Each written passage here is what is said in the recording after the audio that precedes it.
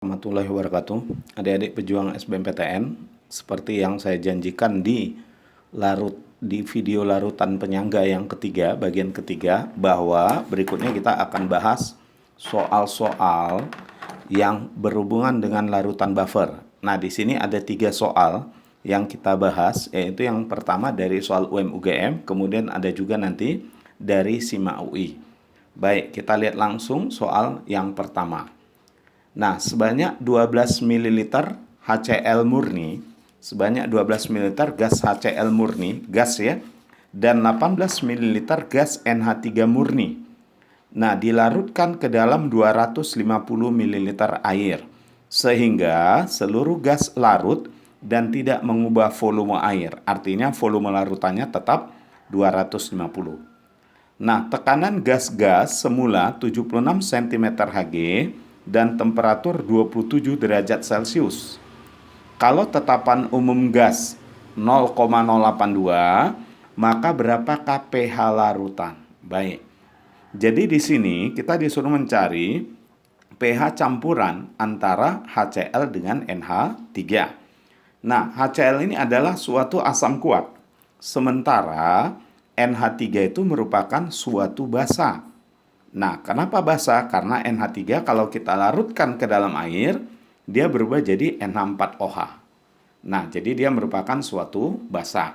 Jadi kita tulis persamaan reaksinya, NH3 kita campur dengan HCl. Nah, apa hasilnya? Kalau amonia kita reaksikan dengan asam, maka terbentuklah nanti garam amonium, yaitu NH4Cl. Nah, kemudian kita tentukan mol masing-masing. Nah, dengan menggunakan rumus P kali V sama dengan nRT. Nah, tapi sebenarnya kalau kita masukkan ke rumus itu mencari mol masing-masing, tentu waktunya akan panjang. Biar waktunya singkat, langsung saja volumenya itu kita masukkan sebagai pengganti mol. Nah, kok bisa? Karena begini. Bisa kita lakukan seperti itu karena seperti ini ya. Ini kedua gas diukur pada suhu dan tekanan yang sama. Pada suhu dan tekanan yang sama, maka volume gas, perbandingan volume gas, itu sebanding dengan perbandingan molnya. Maka langsung aja volumenya itu kita anggap sebagai molnya. NH3 adalah 18 ml. Masukkan 18 ml. Kemudian HCl-nya 12 ml. 12 ml. Sudah? Karena perbandingan koefisien 1 berbanding 1, sementara molnya ini 3:2, artinya perbandingan mol dengan perbandingan koefisien tidak sebanding. Maka nanti akan ada yang habis, ada yang bersisa.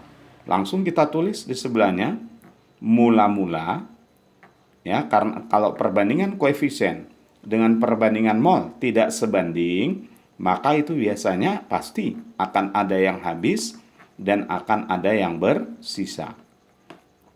Nah, sekarang kita tentukan siapa yang habis.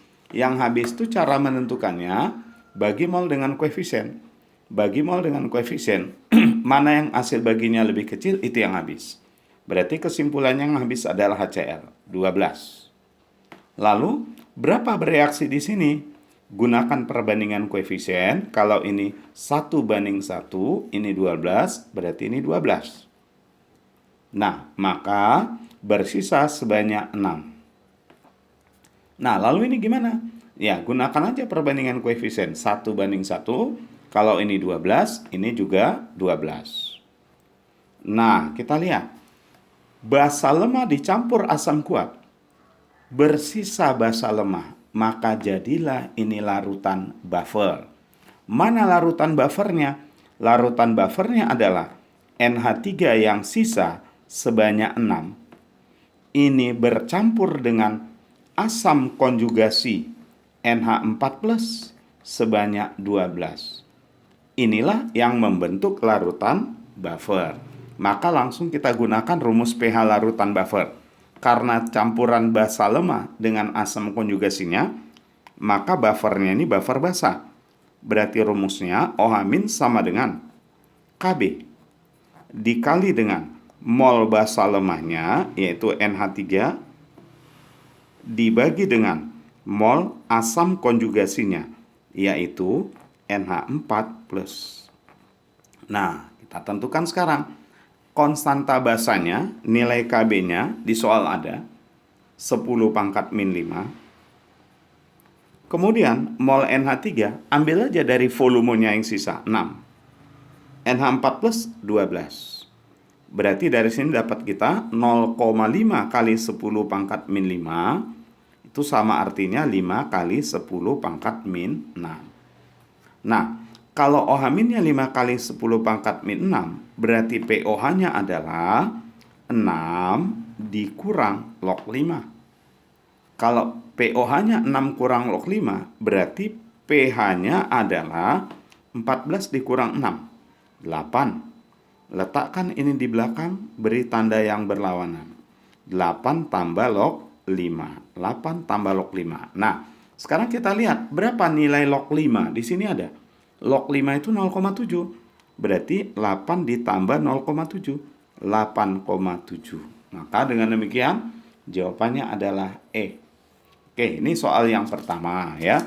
Ini kita ambil dari UM/UGM 2015. Nah, berikutnya kita lihat soal SIMA UI 2018. Larutan buffer dibuat dengan melarutkan 200 ml asam asetat 0,15 molar dan 100 ml natrium asetat 0,25 molar. Pertanyaannya, perubahan pH larutan buffer setelah ditambahkan HCl. Nah, sebelum ditambah HCl, kita lihat dulu komponen buffer ini apa ya. Komponen buffernya ini apa? Kalau kita perhatikan komponen buffernya, yang pertama adalah asam asetat, CH3COOH. Asam asetat sebanyak berapa milimol? 200 kali 0,15.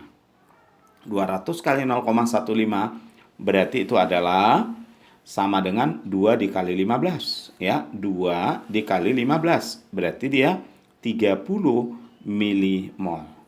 30 milimol.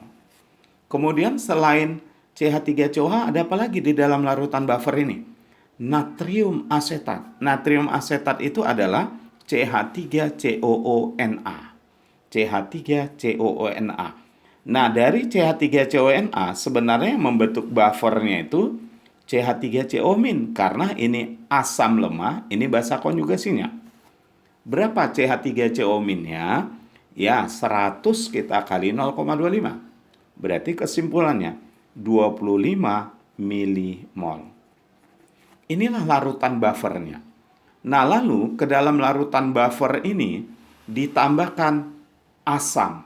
Ingat, di larutan buffer yang ketiga, video larutan buffer ketiga udah kita pelajari, kalau ada asam atau basa ditambahkan ke dalam larutan buffer, maka salah satu komponen larutan buffer ini akan bereaksi dengan asam atau basa yang ditambahkan untuk mengurangi pengaruh asam atau basa yang ditambahkan itu.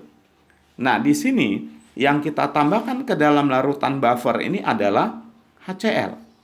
Tentu di antara dua komponen ini yang bereaksi dengan HCl adalah yang basanya, tentu ini. Kalau ini asam lemah, ini basa konjugasinya. Maka dengan demikian, majulah CH3CO- menghadapi HCl. Berarti CH3CO- ini akan bereaksi dengan HCl. Nah, apa hasilnya ini? Tentu H+ dari sini pindah kemari. Berarti CH3COOH, CH3COOH ditambah Cl-. Nah, kita hitung sekarang mol masing-masing. CH3CO-nya ini 25 milimol. 25 milimol. Sedangkan HCl yang ditambahkan 50 kali 0,1. 5 milimol. Nah, perbandingan koefisien 1:1, tapi perbandingan molnya 5:1. Berarti nanti akan ada yang habis dan ada yang bersisa.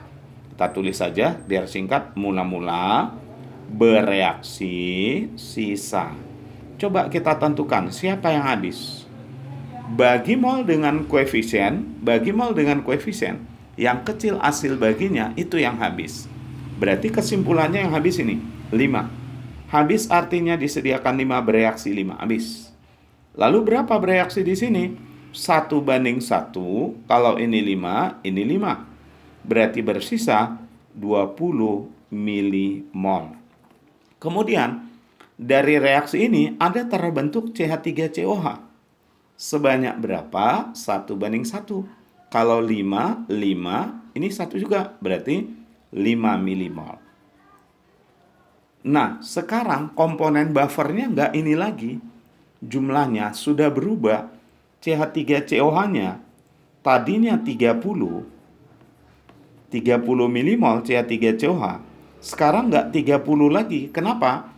Karena awalnya ada 30. Akibat reaksi mereka ini terbentuk 5. Awalnya CH3COH itu ada 30.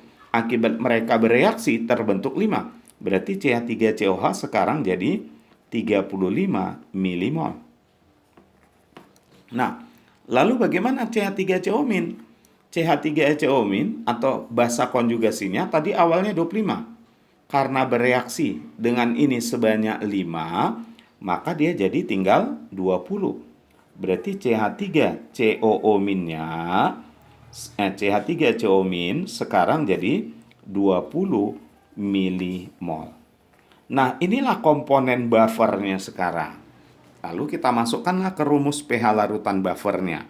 Karena dia buffer asam, berarti rumusnya H+ sama dengan Ka dikali mol asam lemahnya, yaitu CH3COOH, dibagi dengan mol basa konjugasinya, yaitu CH3COO-. Nah, kita tinggal masukkan. Ka-nya di soal ada. Ka di soal ada Ka-nya. Nah, pKa katanya 4,7. Berarti Ka itu adalah 10 pangkat min pKa-nya. Kalau pKa-nya 4,7 berarti Ka-nya 10 pangkat min 4,7. Kemudian mol CH3COH sekarang yang ini 35. Mol CH3CO- sekarang jadi 20. Nah, kita hitung ya. 35 dibagi 20, 1,75 kali 10 pangkat min 4,7. Maka dengan demikian kita bisa dapat pH-nya berapa? Ya, 4,7 kurang log 1,75. Nah, ini soal SIMA UI 2018. Nah, kita lanjut soal yang terakhir, yang ketiga. Nah, yang ketiga ini adalah soal SIMA UI 2019 ya. Nah, sebelum kita lanjut ke soal SIMA UI 2019, soal terakhir, jangan lupa nanti klik like, kemudian subscribe, dan kalau perlu share ya. Oke. Baik, sekarang coba kita lihat soal nomor terakhir. Suatu larutan penyangga dibuat dengan mencampurkan 50 ml asam asetat dan 50 ml natrium asetat. Nah, ini asam lemah, yang ini basa konjugasinya. Jika ke dalam larutan tersebut ditambahkan 25 ml NaOH 0,1 molar, pertanyaannya, berapa konsentrasi ion CH3CO- setelah penambahan basa itu? Oke, di sini kita data dulu komponen penyangganya apa. Penyangganya yaitu asam asetat. Ini berapa milimol dia? 50 kali 0,15. 50 dikali 0,15 ini adalah 7,5 milimol. Kemudian apalagi komponen penyangganya? Ingat, asam lemah dengan basa konjugasinya. Basa konjugasinya berarti CH3COO-. Nah, berapa CH3COO- di sini? 50 kali 0,3. 50 kali 0,3 tentu sama dengan 5 dikali 3. Berarti 15 milimol. Nah, sekarang ke dalam larutan buffer ini ditambahkan NaOH, yang masuk itu basa. Ingat kalau ke dalam suatu larutan buffer ditambahkan asam atau ditambahkan basa, maka salah satu dari komponen buffer ini akan bereaksi dengan asam atau basa yang ditambahkan. Karena yang ditambahkan basa, maka yang bereaksi dengan basa yang masuk adalah asam. Bukan ini kan basa konjugasi. Nah, maka kita tulis reaksi antara CH3COOH dengan NaOH yang masuk. Apa hasilnya? Hasilnya asam ditambah basa, garam tambah air hasilnya.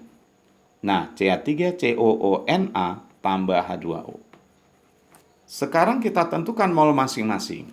CH3COH kita udah tahu ini, 7,5 milimol ya, milimol nih. NaOH 25 kali 0,1, 25 kali 0,1, 2,5 milimol. Nah, dari sini kita bisa tentukan nih, siapa yang habis. Bagi mol dengan koefisien, yang kecil hasil baginya itu yang habis. Nah, adik-adik kami perlu diingat, belum tentu yang molnya kecil yang habis. Bukan yang molnya yang kecil yang habis, tapi bagi mol dengan koefisien, yang lebih kecil hasil baginya itu yang habis. Seandainya nih koefisiennya 5 di sini, maka yang habis ini. Karena 7,5 bagi 5 lebih kecil daripada 2,5 bagi 1. Nah, karena di sini koefisiennya kebetulan sama-sama 1, maka ini yang habis. Kita tulis mula-mula bereaksi sisa. Coba yang habis tadi nih ya, 2,5. Habis artinya disediakan 2,5, bereaksi 2,5. Lalu berapa bereaksi di sini?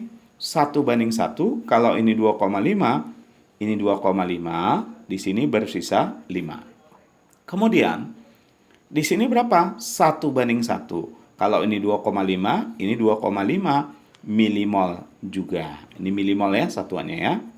Oke, sekarang pertanyaannya, berapa konsentrasi ion asetat? Berarti berapa konsentrasi basa konjugasinya? Basa konjugasi itu adalah CH3COO- yang ada di dalam CH3COONa. Nah, CH3COO- yang pertama sebelum ditambah NaOH adalah 15. Setelah ditambah NaOH terbentuk lagi nih. Nah, ini kan CH3COO-. Ya, jadi yang dimaksud dengan CH3COO- itu adalah CH3COO- yang ada di dalam CH3CONa. Jadi artinya CH3COO- yang awalnya 15 milimol, kemudian akibat reaksi terbentuk lagi di sini. Akibat reaksi terbentuk 2,5 milimol. Nah, ini dia. Inilah milimolnya. Kita bagi dengan volume campuran. Volume campurannya berapa coba nih? 50 tambah 50 tambah 25. Ah, itu volume campuran semua. 125 mililiter. Nah, ini kalau kita hitung, maka dapatlah kita 0,14 molar. Nah, gimana adik-adik pejuang SBMPTN? Ingat, ini soal SIMAK UI ya. Jadi yang tadi udah ada soal UM-UGM. Nah, rajin-rajinlah berlatih ya.